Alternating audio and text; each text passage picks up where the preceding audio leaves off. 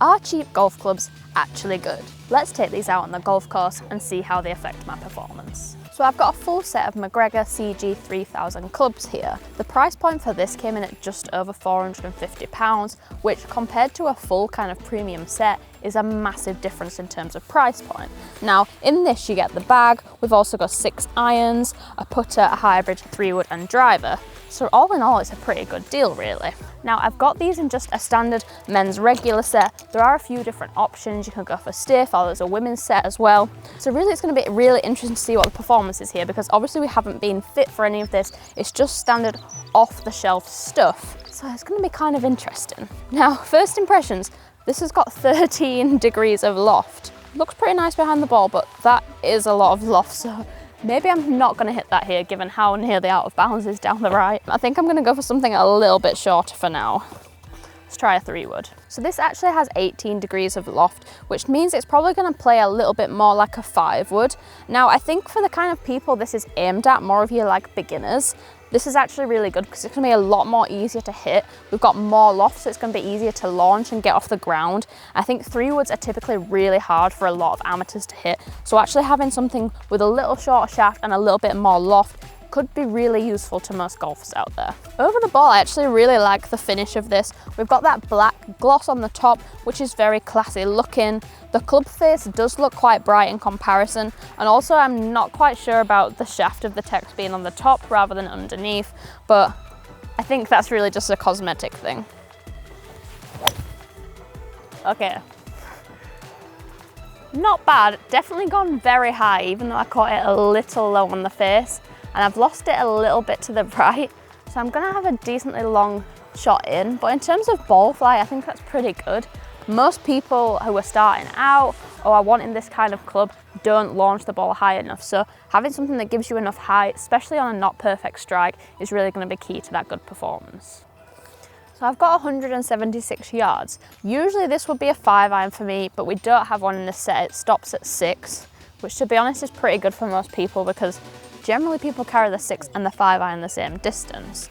Now I think I'm going to hit 6-iron because it's pretty tight down there and I don't really want to be going up to hybrid. I think I'd rather just finish a little bit short and be able to chip up.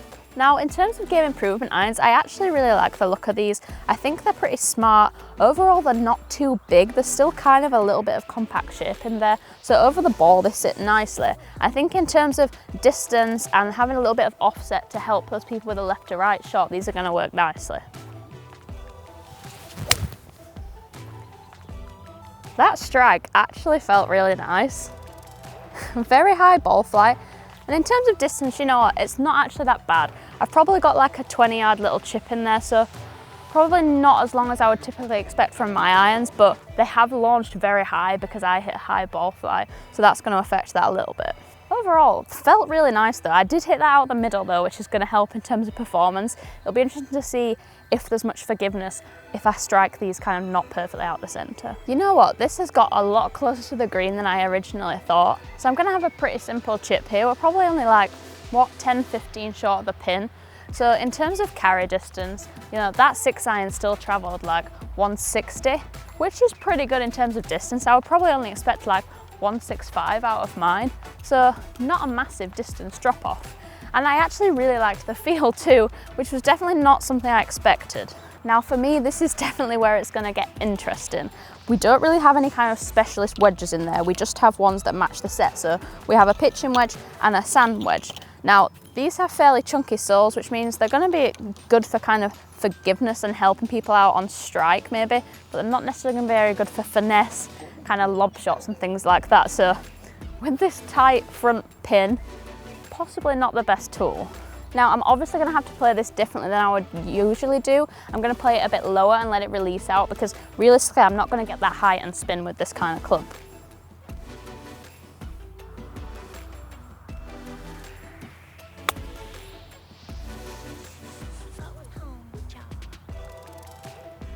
Not necessarily got loads of control, and it is kind of limiting you on what shots you can hit, but I don't necessarily think that's a bad thing.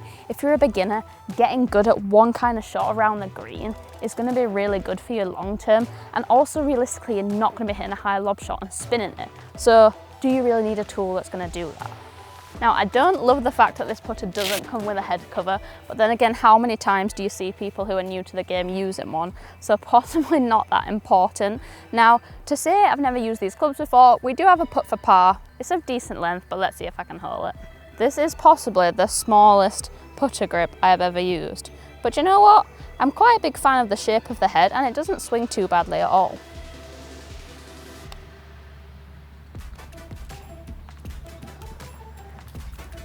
You know what, that actually rolled real good. It was a bit of a breaker, so wasn't necessarily the easiest putt. It's actually got a pretty heavy club head, which is quite nice in terms of feel and giving you a good feeling of where the club head is. And I think for people who are new to the game, that would really help you. So we've got 156 to the pin, and it's a little bit into the wind, so I'm gonna be sticking with the 6-iron again.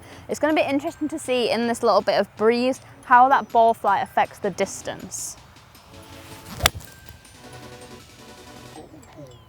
Actually looks to be going decent. I caught it slightly thin, which may have helped in terms of that flight, but it has bounced on the green, so all in all pretty good.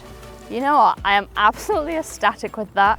I mean, what, it's about 12 foot at worst, which to be honest, on any par 3, I would be very happy with, even with my own clubs.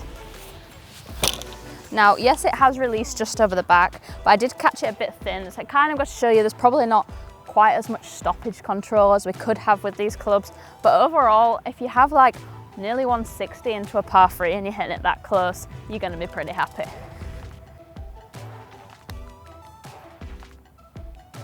Oh, go on then.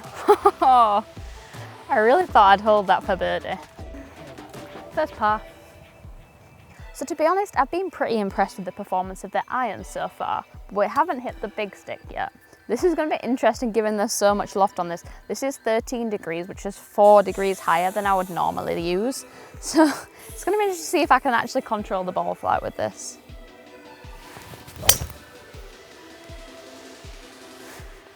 That has gone very high and also very right. I think I'm on the next fairway. You can definitely see how having clubs that are so different to what you would necessarily need is going to produce a completely different ball flight. So one thing I would say is if you're going to go for a set like this, really look into the specs and see what you're getting beforehand. Probably for me, the stiff option would have been better in this. Now, I'm not going to lie, that drive really wasn't the best at all. And I didn't even feel like I struck it that bad. So in terms of forgiveness, I'm not sure how helpful it is going to be there. Now, it's left me in the rough on the next hole. It's a par 5, so I've still got like nearly 200 into this green. Obviously quite a lot of trees in the way. I'm going to hit hybrid because I think just based on how high the other clubs have been travelling, we're going to get a good high on this to get over the trees. Yeah, that was actually a really nice high ball flight. Left myself in a pretty good position. In fact, that's run up a lot further than I would have expected. Obviously I had to get enough height on that, which I did, and the strike felt decent, and I've got a nice little pitch into the green now. Pretty good. I've left myself another one of these really tricky little shots, which is probably not the place where this set kind of stands out. Let's try a pitching wedge this time and see if we can run it up.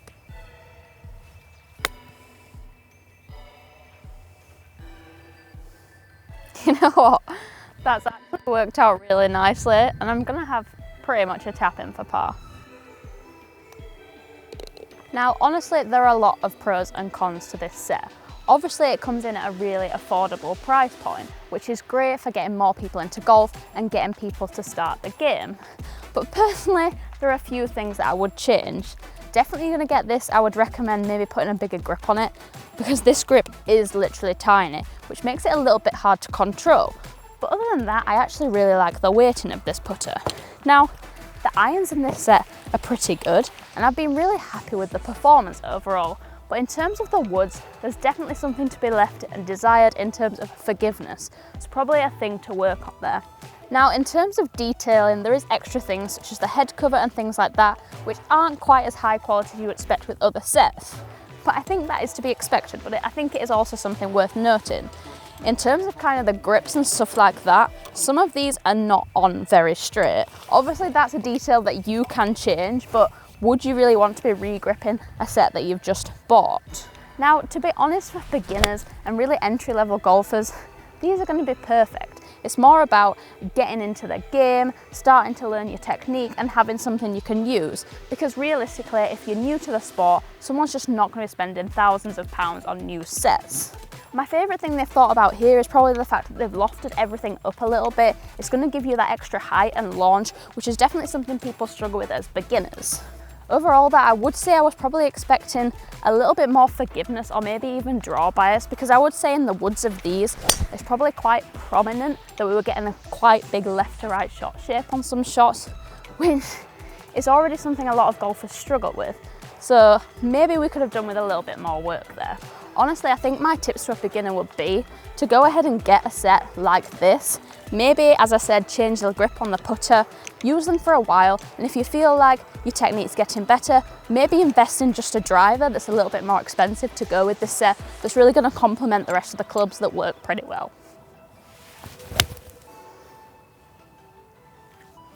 Seriously though, these irons are really solid.